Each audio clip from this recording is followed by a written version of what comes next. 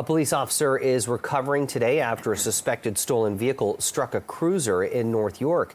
The collision happened just after 4 p.m. yesterday near Jane and Stanley. Well, police say an officer located a stolen vehicle in the area, and shortly after, the suspect vehicle hit a cruiser. The officer was taken to hospital with minor injuries. A 21-year-old man was arrested. Investigators are also looking for another suspect, described as a man who was last seen wearing a black shirt and blue shorts. Anyone with information is asked to come forward. And for more on this story and another officer being injured on the job, let's bring in CB24's crime analyst, Steve Ryan. Let's talk about this situation before we kind of open it up and zoom out on this issue.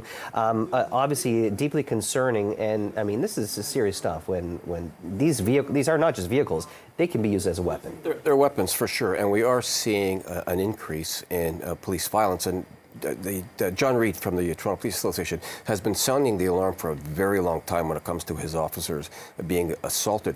The worst type of criminal, the most dangerous type of criminal, is a desperate criminal. So when you've got criminals who are out on 2, 3, 4 bails, if you're coming to arrest me and I know that I'm out on 4 bails and I'm breaching a 5th bail, that makes me more desperate. And it's anecdotal, of course, but this is what I'm gathering from talking with officers on the street and police managers as well. The people that they are confronting are on several releases, and they are the ones that are the most desperate, and they're the ones that typically act out and try to harm the police in order to get away, because oftentimes they will think, my luck has run out. If I go before a justice for the 5th time, I'm going to stay in custody. And I think that's what's happening here. Do you think there's also maybe a hybrid of some of this desperation, but also just maybe confidence that, you know, if they get in trouble, they get arrested, that, you know, basically what we've been seeing in our justice system, it's a catch and release system. These guys are being out on multiple bail release conditions, but yet they're still getting arrested for more criminal activity. What does that tell you about kind of just the broader, you know, situation that we're dealing with? And how do you think TPS and the Police Association is going to respond? Could they have new protocols in place on how to deal with situations? Will they be given more freedoms to enforce the law?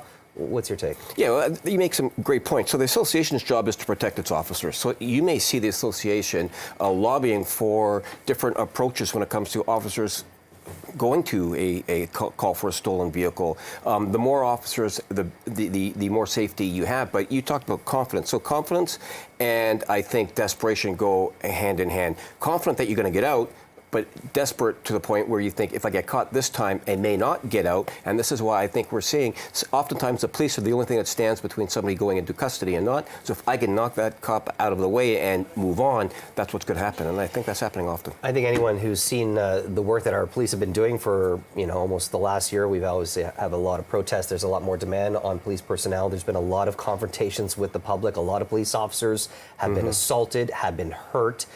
I'm wondering, what does that do to the morale of the average police officer who's sent out to these situations involving, you know, criminals and stolen vehicles or whatever the situation is?